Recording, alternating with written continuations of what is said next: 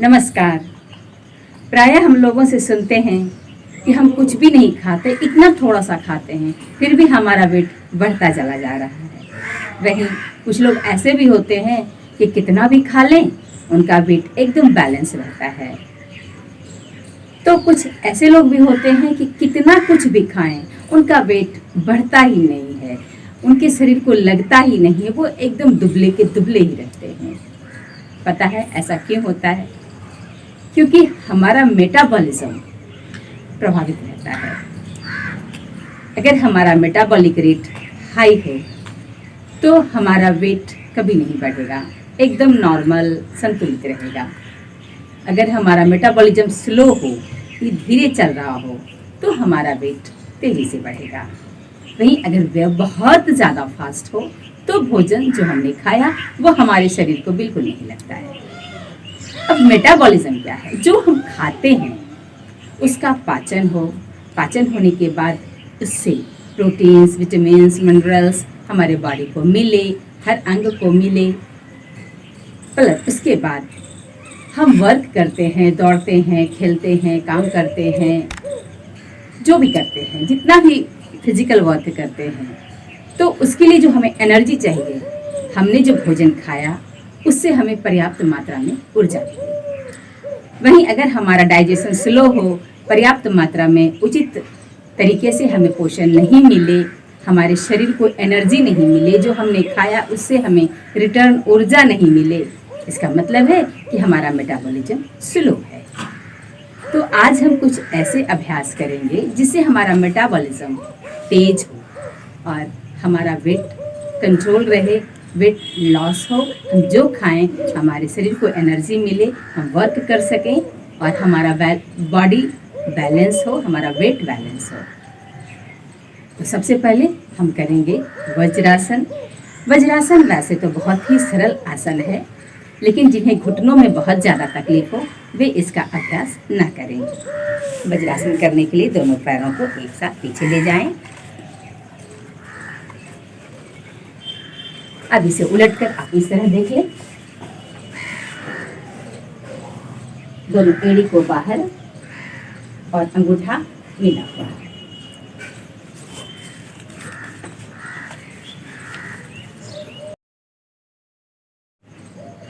खाना खाने के तुरंत बाद इस स्थिति में कम से कम 5 से 10 मिनट तक लगातार बैठें। अगर एक साथ नहीं बैठ सकते हैं तो 2 मिनट बैठें, फिर वापस रेस्ट में आ जाएं, फिर 2 मिनट बैठें, वापस रेस्ट में आ जाएं। इस तरह करके 5 से 10 मिनट तक लगातार आपको बैठना है। यह दिखने में बहुत सरल है, लेकिन ऐसे बैठने से हमारा भोजन जो हमने खाया है उसका अच्छे से डाइजेशन हो पाता है। दोनों हाथों को घुटनों पे ऐसे टिका दें और आंखें बंद करके लंबा गहरा श्वास भरें, छोड़ें लगातार।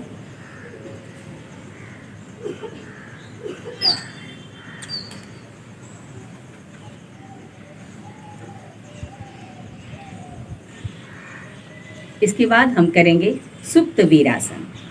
सुप्त वीरासन करने के लिए मैट पर ऐसे ही वज्रासन में बैठ जाएं। दोनों पैरों की एड़ियों को बाहर, यानी बाएं पैर की एड़ी बाएं नितंब के बगल में और दाएं पैर की एड़ी दाएं नितंब के बगल में, इस प्रकार दोनों पैरों घुटनों के बीच थोड़ा सा गैप रखें। अपने बॉडी को बैलेंस बना लें और धीरे धीरे कोहनियों का सहारा लेते हुए, एक झटके से नहीं, कोहनियों का धीरे धीरे सहारा लेते हुए नीचे की ओर जाना है और बेड पर, मैट पर एकदम से लेट जाना है। दोनों हाथों को ऊपर ले जाएं और एक दूसरे की कोहनी को, दाएं हाथ की कोहनी दाएं हाथ से बाएं हाथ की कोहनी को और बाएं हाथ से दाएं हाथ की कोहनी को इस प्रकार पकड़ लेते हैं और आराम से इस स्थिति में लेटे रखते हैं। सांसों की गति को एकदम सामान्य रखना है, ना तेज रखेंगे ना स्लो। जितनी देर इस स्थिति में रुक सकते हैं रुकेंगे। कम से कम 5 लंबा गहरा श्वास लेना है, छोड़ना है।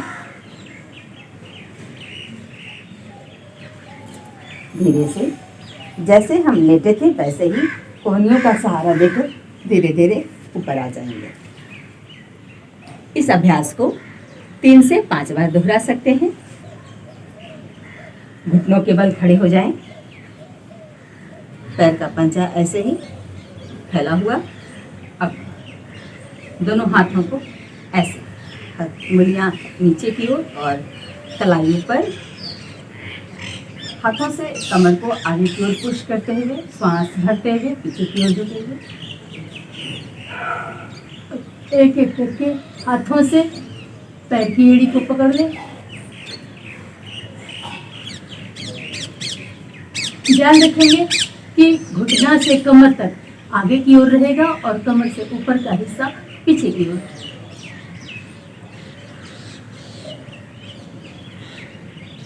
सांसों को आप होल्ड करके रख सकते हैं या फिर सांस को छोड़ दें और पुनः सांस भरते हुए वापस आ जाते हैं। वापस इस अभ्यास को भी 3 से 5 बार दोहराएंगे।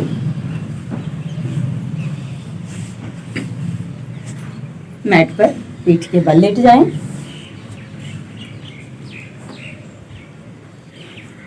पवन मुक्तासन। किसी भी एक पैर को घुटनों से फोल्ड करेंगे, सांस भरते हुए। अब दोनों हाथों से पैर को पकड़ते हैं और घुटने को सीने से सटाते हैं, श्वास को बाहर छोड़ते हैं। सिर को ऊपर उठाएंगे और नाक से घुटने को सटाना है। श्वास भरते हुए वापस आ जाएं। अगर सर्वाइकल का दर्द है तो सिर को ऊपर नहीं उठाते हैं, सिर्फ श्वास भरते हुए घुटने को ऊपर लाएंगे, श्वास छोड़ते हुए घुटने को सीने से सटाएंगे और इसी प्रकार सटाकर 10 गिनने तक इसी स्थिति में बने रहें। श्वास भरते हुए वापस आ जाएंगे। दोनों पैर से अल्टरनेट करके कम से कम 8 से 10 बार दोहराना है और एक एक करके दोनों पैरों से करने के बाद दोनों पैर को एक साथ श्वास भरते हुए ऊपर लाएं। श्वास दोनों हाथों से दोनों पैरों को लॉक करेंगे, श्वास बाहर छोड़ते हुए सिर को ऊपर उठाना है और नाक से घुटने को सटाना है।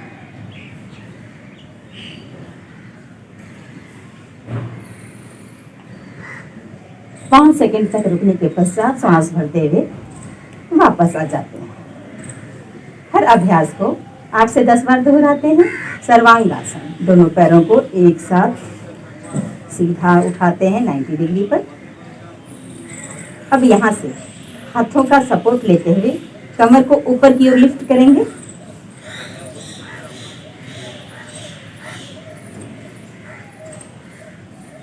हाथों की कोहनी को एडजस्ट करें जमीन मैट पर और धीरे से दोनों पैरों को 90 डिग्री पर सीधा।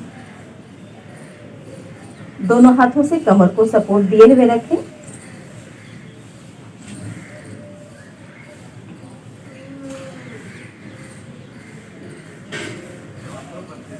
ठुड्डी सीने से लग जाता है।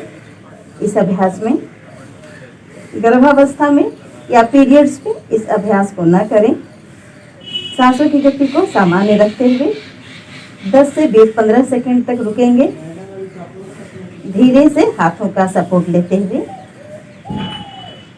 श्वास छोड़ते हुए धीरे धीरे कमर को जमीन मैट से लगा देते हैं। दोनों पैरों को सीधा वापस ले आते हैं।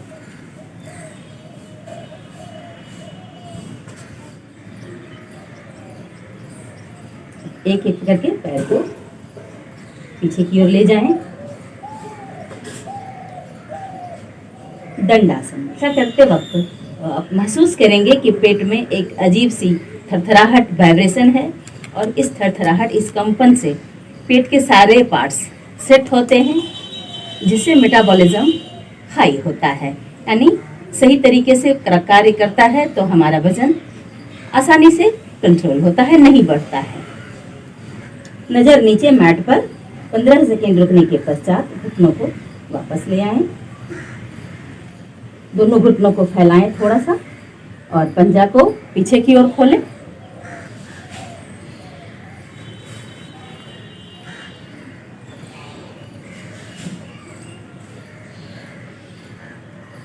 इस स्थिति में कुछ देर रहें। शरीर को पूरा रिलैक्स मिलता है इससे।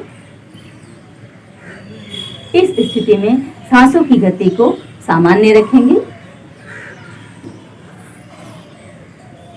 15 से 20 सेकंड तक इसी स्थिति में बने रहें। वापस आ जाएं। कपालभाति प्राणायाम, सिद्धासन, सुखासन या फिर पद्मासन, किसी भी स्थिति में सुखपूर्वक बैठ जाएंगे। दोनों हाथों को घुटनों पर, दोनों उंगली की अंगूठा व तर्जनी को इस प्रकार मिला लें। हर बार नाभि को अंदर खींचना है, श्वास को बाहर छोड़ना है। श्वास लेने पर हमारा ध्यान नहीं, हमारा फोकस सिर्फ श्वास को बाहर छोड़ने पर होगा।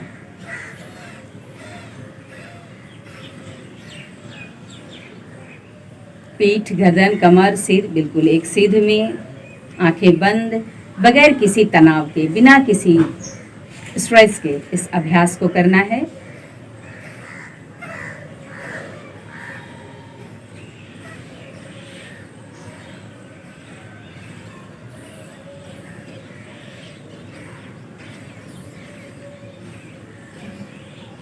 इस अभ्यास को 5 से 10 मिनट तक करेंगे लगातार। प्रारंभ में 2-2 मिनट का ब्रेक ले सकते हैं। गर्भावस्था में, पीरियड्स में या पेट की कोई सर्जरी हुई हो तो इसका अभ्यास ना करें। फीवर हो तो भी कपालभाति का अभ्यास ना करें। इसके बाद हम करेंगे सूर्य भेदी प्राणायाम। दाएं हाथ की 2 उंगली को ऐसे फोल्ड करेंगे, विष्णु मुद्रा इसे कहते हैं। अब बाएं नासिका को बंद करेंगे, दाएं नासिका से श्वास को भरेंगे।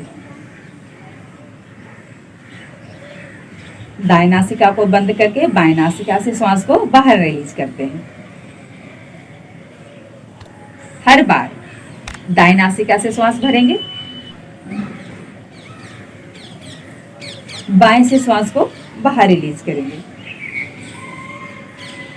दाएं नासिका सूर्य का प्रतीक है, वहीं बाएं नासिका चंद्र का हाई ब्लड प्रेशर है, वे इसका अभ्यास नहीं करेंगे। ना ही गर्मियों में इस प्राणायाम का अभ्यास करते हैं।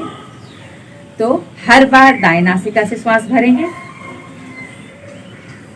बाएं नासिका से श्वास को बाहर छोड़ देंगे।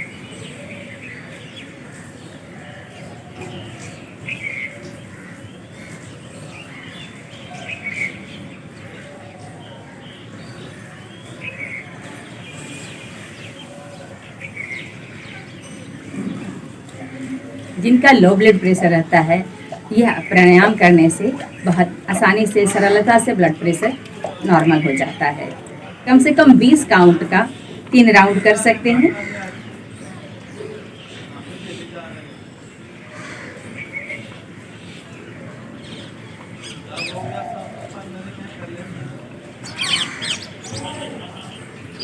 इस प्राणायाम के अभ्यास से मेटाबॉलिक रेट ऊपर जाता है, डाइजेशन अच्छे से होता है और हमें अच्छे से एनर्जी मिलती है।